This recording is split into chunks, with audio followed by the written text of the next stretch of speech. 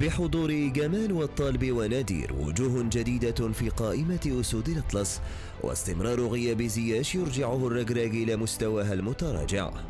أعلن وليد الركراكي مدرب المنتخب المغربي عن القائمة النهائية التي ستخوض مواجهتي النيجر وتنزانيا يومي 17 و24 مارس ضمن التصفيات الإفريقية المؤهلة إلى كأس العالم 2026.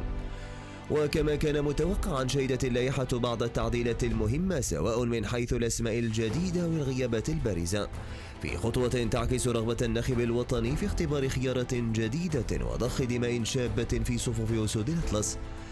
اللائحة شهدت انضمام 4 أسماء جديدة لم يسبق لها حمل قميص المنتخب الأول، ويتعلق الأمر بعمر الهلالي لاعب إسبانيول الإسباني، وبلال نادير لاعب أولمبيك مارسيليا الفرنسي، وشمس الدين الطالبي لاعب كلوب بروج البلجيكي، بالإضافة إلى حمزة إيجامان مهاجم رينجرز الاسكتلندي. وبسبب الإصابة يغيب أيوب الكعبي عن المواجهتين المقبلتين، وهو ما يمنح الفرصة لمهاجمين آخرين لإثبات أنفسهم.